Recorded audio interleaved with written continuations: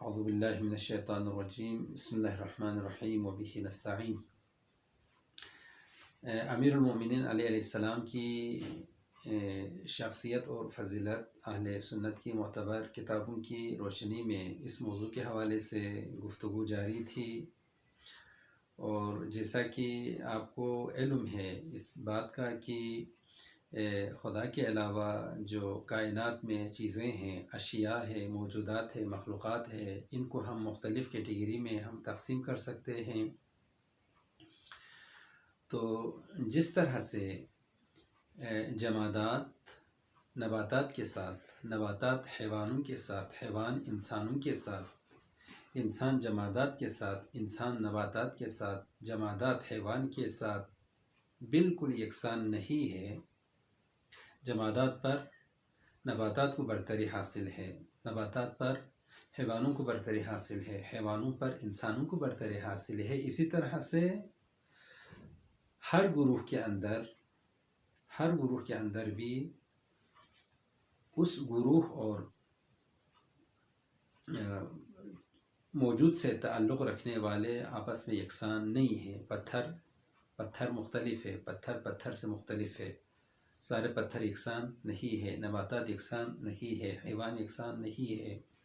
حیوانوں میں کم قیمت والے حیوان بھی ہے اور زیادہ قیمت والے حیوان بھی ہے، خوبصورت بھی ہے، سب سے زیادہ خوبصورت، متوسط خوبصورت۔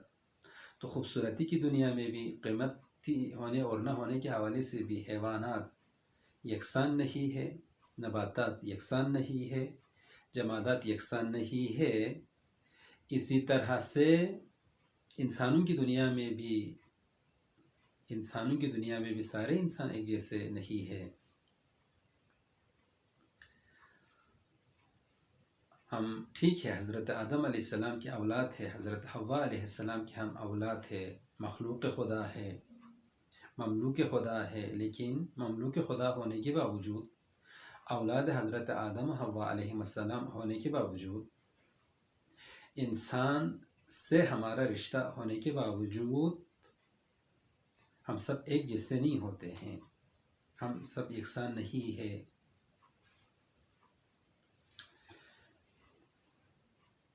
تو انسانوں میں ٹھیک ہے، انسان جمادات پر اس کو برتری حاصل ہے، نباتات پر اس کو برتری حاصل ہے، حیوانوں پر اس کو برتری حاصل ہے، لیکن آیا سب کو ہے؟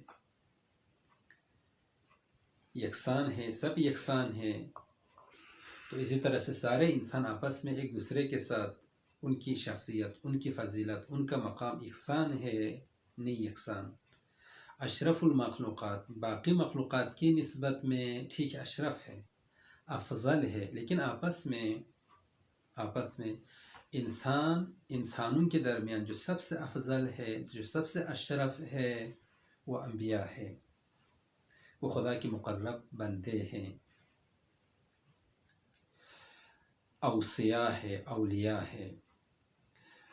اولیاء اور اوصیاء، انبیاء الہی میں دو مین چیزیں ہمیں ملتی ہے، ان دو مین چیزوں کی وجہ سے یہ ہستیاں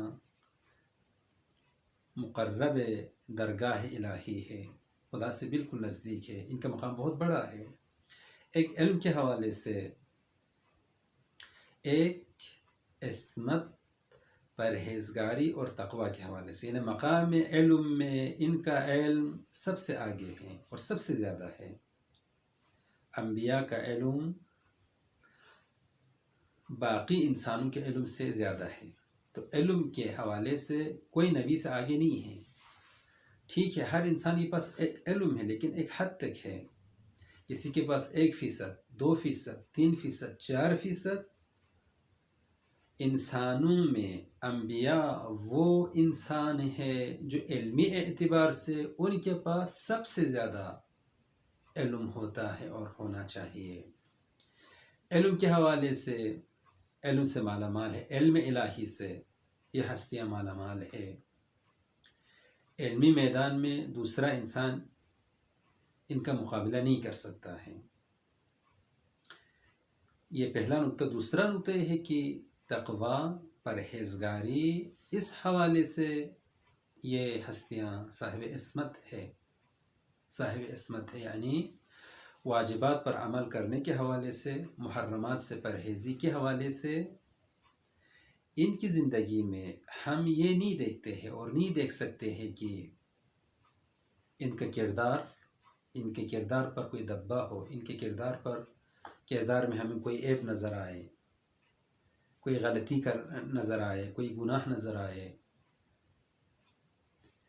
کردار کی دنیا میں، علم کی دنیا میں سب سے آگے ہے، کردار کی دنیا میں، تقوی کی دنیا میں، پرہیزگاری اور عمل کی دنیا میں متقی افراد ہے، پرہیزگار افراد ہے، معصوم ہستیاں ہیں۔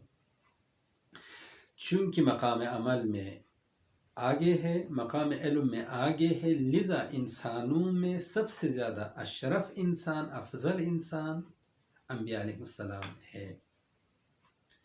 اور انبیاء علیہ السلام میں ان کے آپس میں، ان کے درمیان جس کو سب سے بڑا مقام ہے وہ اولو العزم ہستیاں ہیں، اولو العزم ہستیاں۔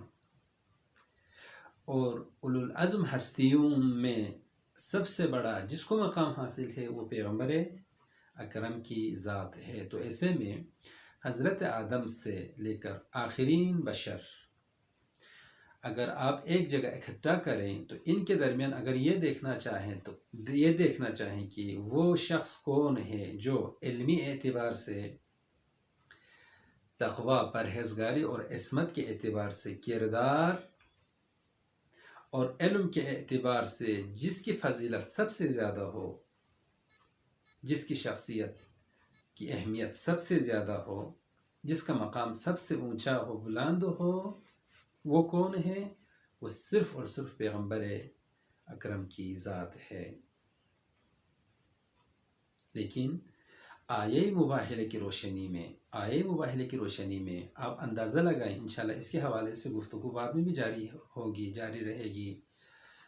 پیغمبر اکرم کا جتنا مقام ہے، پیغمبر اکرم کو جتنی فضیلت ہے علم و عمل کے حوالے سے، اگر کوئی انسان اس آیت کی روشنی میں نفس پیغمبر قرار پائے، نفس پیغمبر کی طرح، تو اس کا مقام کتنا بڑا ہوگا۔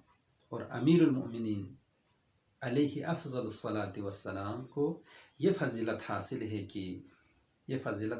کہ آپ نفس نبی ہے،